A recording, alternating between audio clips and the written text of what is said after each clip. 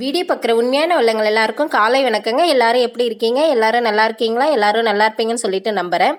நம்ம வீட்டில் பார்த்தீங்கன்னா இன்றைக்கி பீக்கங்காய் துவையல் தாங்க செய்ய போகிறேன். அந்த பீக்கங்காய் துவையல் எப்படி செய்யறது அப்படிங்கிறத நம்மளுடைய லாங் வீடியோவில் பார்க்க போகிறோம்.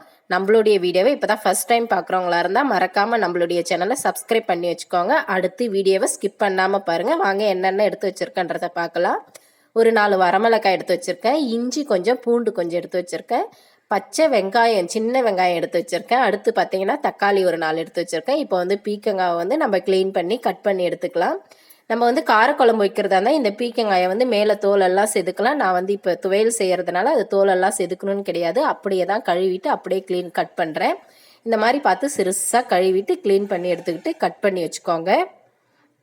ஒரு சிலர் பார்த்தீங்கன்னா இந்த பீக்கங்காய் துவையல் செய்யும்போது தேங்காய் இல்லது கடலப்பருப்பு, உளுத்தம் பருப்பு, அடுத்து பார்த்தீங்கன்னா இந்த மல்லாட்டை, கடலை இந்த மாதிரி ஏதாச்சும் கூட வச்சு செய்வாங்க இந்த துவையல் வந்து. நான் வந்து இன்றைக்கி அப்படியெல்லாம் செய்ய போகிறதில்ல. வேறு எதுவுமே சேர்க்காம வெறும் பீக்கங்காய், தக்காளி, பூண்டு, வெங்காயம், இஞ்சி, அப்புறம் பார்த்தீங்கன்னா காரத்துக்கு மிளகாய், உப்பு, இவ்வளோ இது மட்டும்தாங்க சேர்த்து இன்றைக்கி நான் துவையல் செய்ய போகிறேன். பாருங்கள், நான் இதெல்லாம் எடுத்து வச்சிட்ருக்கேன். இப்போ புளி எடுத்து வச்சா இந்த படவா வந்துட்டு இந்த புளியை திருடி சாப்பிட்றதுக்கு இந்த புளியை எடுத்துகிட்டு ஓடுறான். இவன் பார்த்தீங்கன்னா எப்போ பாரு வீட்டில் அரிசி புளி இதைத்தான் திருடி திருடி சாப்பிடுவான். புளியை எடுத்துகிட்டு போயிட்டு எப்படி சாப்பிட்றான் பாருங்கள். அடுத்ததாக பார்த்தீங்கன்னா நான் லாஸ்ட்டாக போகிறதுக்கு புளி எடுத்திருக்கேன். மிச்சப்படி நான் ஃபஸ்ட்டு சொன்னது எல்லாமே அது கூட பார்த்தீங்கன்னா இந்த பீக்கங்காவை க்ளீன் பண்ணி கட் பண்ணி வச்சுட்டேன்.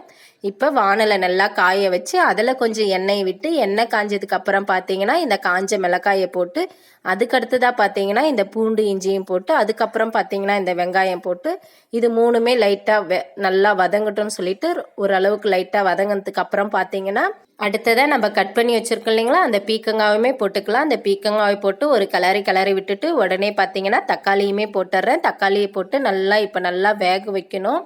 இப்போ நல்லா மூடி விட்டு நம்ம வேகட்டும். ஃபஸ்ட்டு வந்து அது கூட தேவையான சால்ட்டும் நம்ம போட்டுக்கலாம் கூடவே, அப்போ தான் சீக்கிரமாக வந்து வதங்கி வரும். இப்போ நம்ம மூடி விட்டு நல்லா வதக்கி எடுத்துக்கலாம்.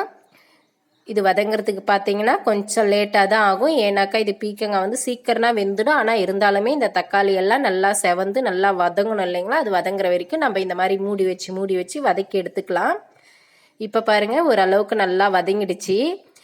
அடுத்ததாக இப்போ நம்ம லாஸ்ட்டாக போட வேண்டியது இது. இப்போ இதெல்லாம் நல்லா வதங்கினதுக்கு அப்புறம் பார்த்தீங்கன்னா நம்ம லாஸ்ட்டாக போட வேண்டியது நம்ம எடுத்து வச்சுருக்கிற புளி தாங்க. இதை நம்ம நல்லா க்ளீன் பண்ணி கழுவி எடுத்துக்கிட்டு இப்போ அந்த புளியுமே நம்ம இதிலே போட்டு நல்லா வதக்கிக்கலாம். இப்போ இந்த மாதிரி நல்லா வதங்கினதுக்கு அப்புறம் பார்த்தீங்கன்னா நம்ம மிக்சிலேயோ இல்லை வேறு ஏதாச்சும் கல்லுலேயோ வச்சு அரைச்சி இதை துவையலாக செய்யணும். இப்போ வந்து நான் மிக்சியில் தான் போட்டு அரைச்சிருக்கேன். பாருங்கள், பார்க்குறதுக்கே எவ்வளோ ஒரு கலர்ஃபுல்லாக இருக்குது. இப்போ லாஸ்ட்டாக பார்த்தீங்கன்னா நம்ம சின்னதாக ஒரு தாளிப்பு கொடுத்துக்கணும். இந்த தாளிப்பு வந்து மெயின். இப்போ நம்ம எண்ணெய் ஊற்றி திரும்பவுமே எண்ணெய் காஞ்சதுக்கப்புறம் கடுகு கருவேப்பிலெல்லாம் போட்டுட்டு நம்ம அரைச்சி வச்சுருக்கிறோம் இல்லைங்களா, அந்த பீக்கங்காய் துவையல் அதில் போட்டு நான் வந்து இப்போ தண்ணியெல்லாம் அதிகமாக சேர்க்கலை. நான் இதை கழுவி இருக்கேன் இல்லைங்களா, அந்த மிக்சி ஜாடியே அந்த தண்ணியை மட்டும்தான் விட்டுருக்கேன். அந்த தண்ணியை மட்டும் லைட்டாக விட்டு நல்லா வதக்கி எடுக்கணும். பாருங்களேன், பார்க்குறதுக்கு எவ்வளோ ஒரு கலர்ஃபுல்லாக இருக்குன்னு சொல்லிட்டு. இந்த பீக்கங்காய் துவையலை பார்க்கும்போதே உங்களுக்கும் சாப்பிட்ணும் போல் தோணுதா? கண்டிப்பாக நீங்களுமே இந்த பீக்கங்காய் துவையலை வீட்டில் பீக்கங்காய் வச்சு செஞ்சு பாருங்கள். ரொம்பவே டேஸ்ட்டாக இருக்கும், உடம்புக்குமே ரொம்பவே ஹெல்த்தி. பீக்கங்காய் வந்து காரக்குழம்பாவோ இல்லை பொரியலாவோ செஞ்சால் பசங்கள்லாம் வந்து சரியாக சாப்பிட மாட்டாங்க. இந்த மாதிரி நம்ம துவையலாக செஞ்சோம்னா கண்டிப்பாக அவங்க நல்லாவே விரும்பி சாப்பிடுவாங்க. என்னுடைய துவையல் எப்படி இருக்குன்னு சொல்லிட்டு என்னுடைய கமெண்ட் பாக்ஸில் ஒரு கமெண்ட் பண்ணிவிடுங்க. என்னுடைய வீடியோ பிடிச்சிருந்தா லைக் பண்ணுங்கள், ஷேர் பண்ணுங்கள், கமெண்ட் பண்ணுங்கள். மறக்காமல் முதல்ல சப்ஸ்கிரைப் பண்ணி வச்சுட்டு அப்புறமா வீடியோவை பாருங்கள். அப்படியே கொஞ்சம் ஸ்கிப் பண்ணாமல் பாருங்கள்.